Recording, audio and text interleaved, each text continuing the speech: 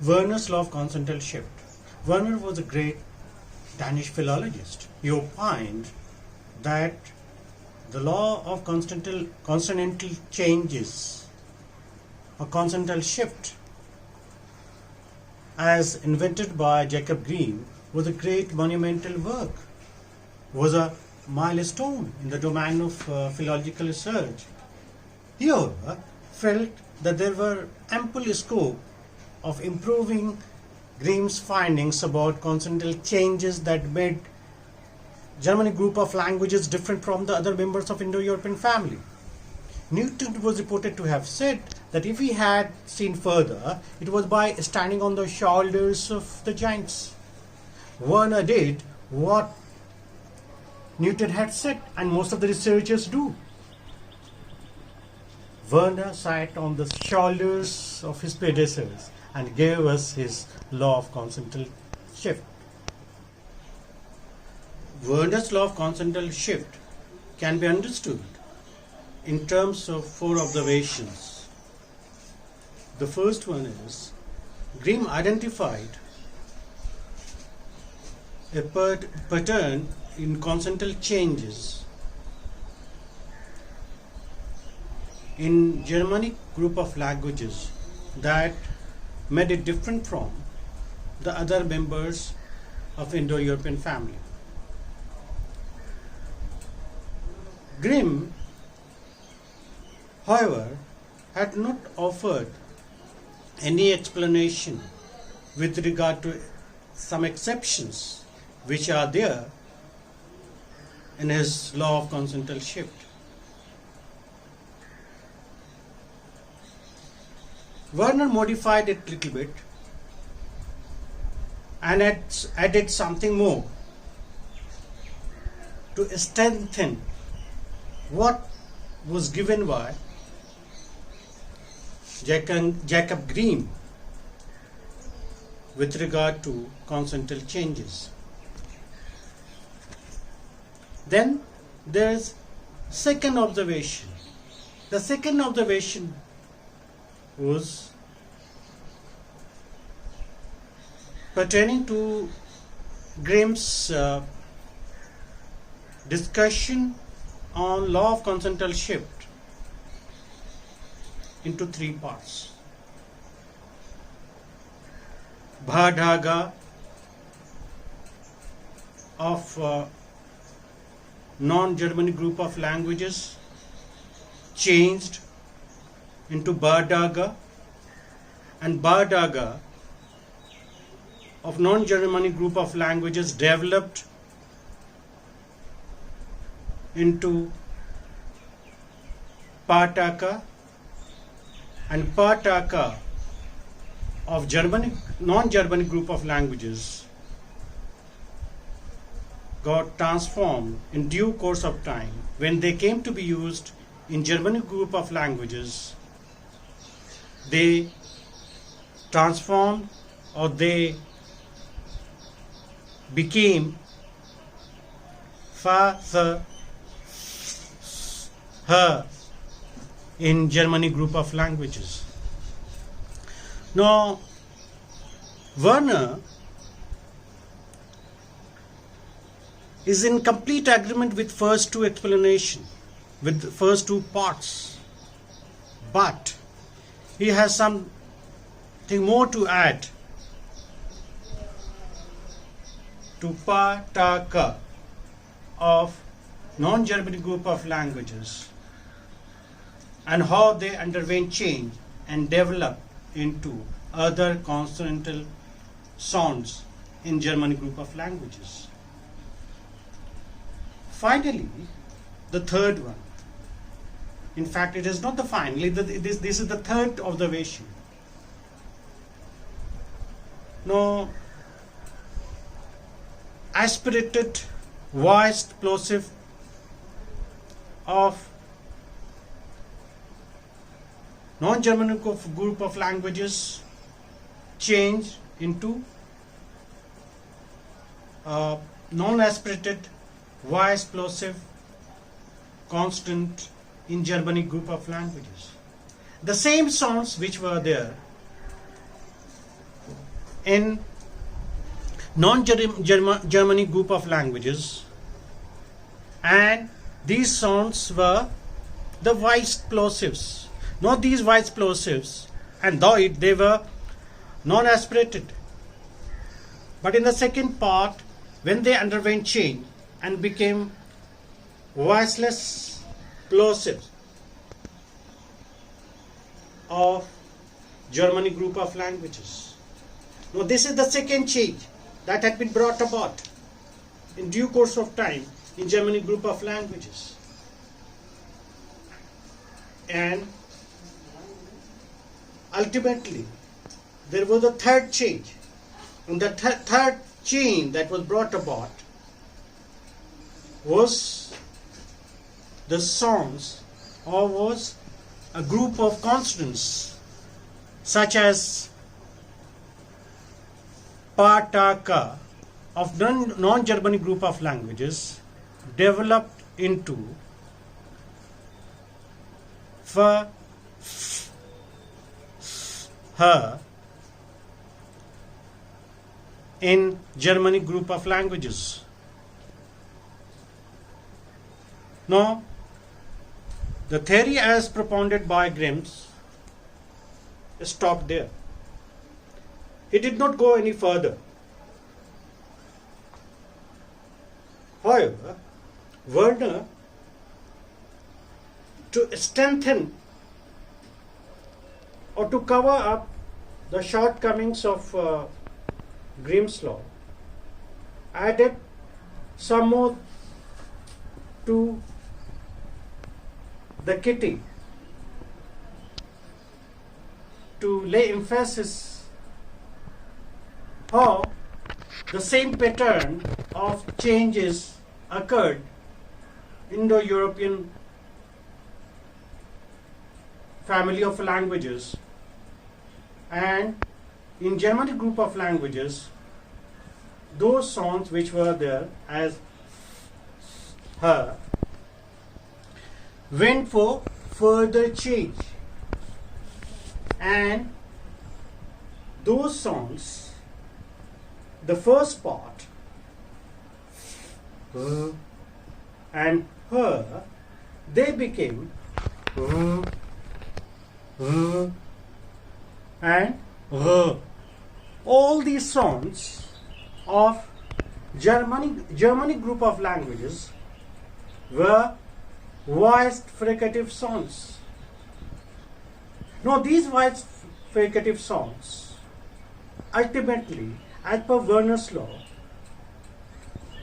got transformed in due course of time. When they came to be used in Germanic group of languages, they became ba, da, ga respectively, voiced plosive consonant in Germanic group of languages. To make it more convenient and to make it more understandable, diagrams are there, two diagrams are there, and these two diagrams will help you to understand how Verner's law adds to consonantal shift, the law of consonantal shift. Now these two diagrams are here. Just see this, first Grimm's law and then Verner's law. Ba, da, ga became ba, da, ga, and then ba, da, ga developed into pa, ta, ka, and finally these pa, ta, ka underwent change and became fa and her. So this is all about Grimm's law. Now you have to see Verner's law of consonantal shift. Now fa, tha, and her, these are voiceless fricatives. Now these voiceless fricatives underwent change in German group of languages, and they became voiced fricative consonant. Became her, became ga. This is the first part, and the second part of consonantal shift as discussed by Verner is and these three sounds went for change further, and these three sounds in Germanic group of languages, when they came to be used in Germanic group of languages, they became voiced plosive consonant. Became b, became d, and r became g. So this is all about Verner's law. Now this is Grimm's law and this is Verner's law.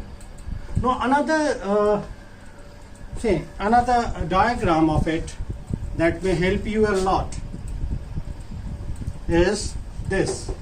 Now here in the form of diagram, this change can be discussed as follows. Germanic, that is Germanic voiceless fricatives. These are Germanic voiceless fricatives. And her.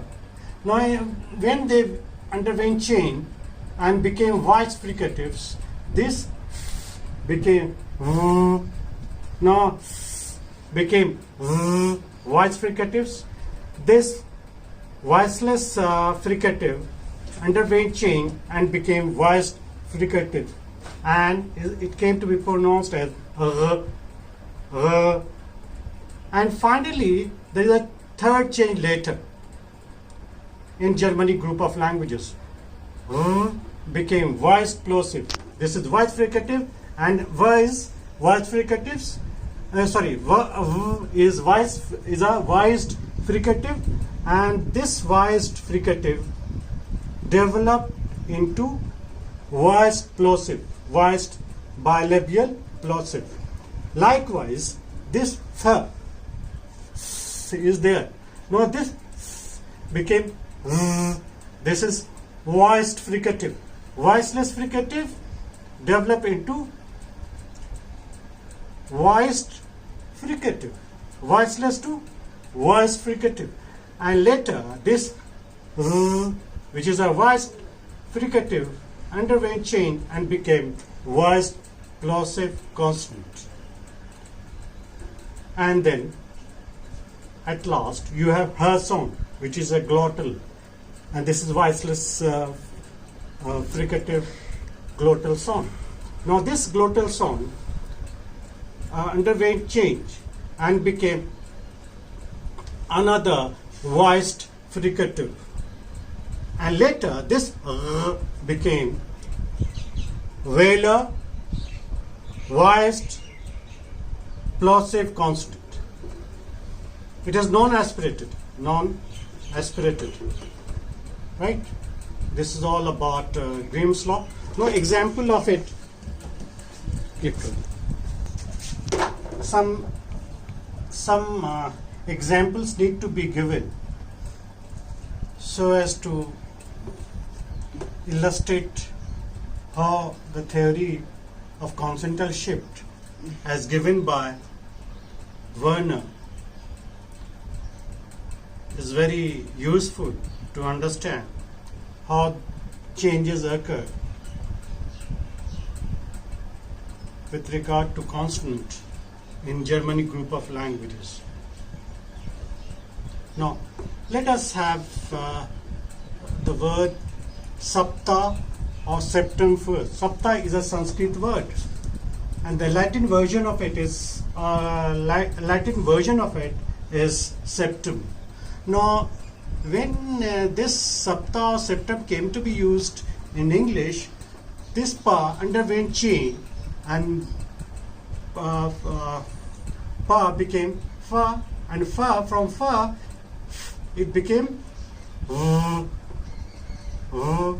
so pa became va, so sapta became seven in English. And then in due course of time, this seven underwent change further and became ba as per Verner's law. So sieben, from sapta or septum to seven, and from seven it is sieben in Germanic language. Then there is another example of you see Verner's law, how it is productive in understanding the consonantal chain in the word like Peter or Pita or Peda. Now Peter or Pita, ta is there. Now this ta underwent change, and subsequently this ta became r, and this ra occurs as per Verner's law. Ta became fa and became r. So father, this is father in English, and he has given this theory that you see is very much useful and very pertinent in understanding how the consonantal change occurred in due course of time in Germanic group of languages. These two examples are there. Then third, kaput. Now the kaput is a Latin word. Now kaput, ka became ha, no problem over there. Then pa is there, kaput, and the ta is there. Now this ta, which occurs at the end of the word kaput, underwent change. This is z in Gothic language, right? Z is there, and then this Hobbes went further change, and this z became da, as is as the law propounded by Verner. Verner's law of consonantal shift illustrates this point very convincingly and says that this which is a voiced fricative sound underwent change, and finally in Germanic group of languages came to be pronounced as alveolar, voiced alveolar plosive consonant. This, the fourth observation of Verner's law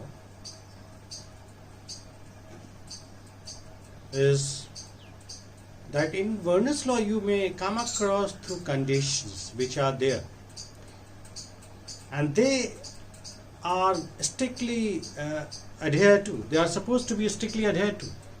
If it is not there, the Verner's law is not applicable. Now in Verner's law you may find there is a condition like if such and such thing is there, such and such thing may happen. If so and so is there, so and so may occur. No, there is nothing like that we see in Graham's law of consonantal shift. So there is a big shift, there is a big change, or the change is very much noticeable in Verner's law of consonantal shift. Moreover, Verner has laid down three conditions to make his law of sound shift applicable. The first thing is that it would be applicable if the consonant in question was initial. Second,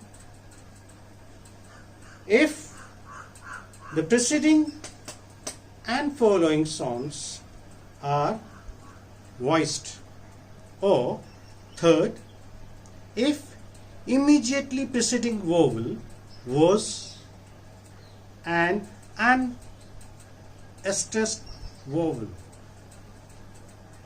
Unstressed vowel has to be there. If it is not so, Verner's law will not be applied over there. This is the law of consonantal shift which has been given by Verner. This is all that you need to know, and you should study it, and thereafter you will come to know how Verner'S law functions, or how it is relevant and how it can be applied.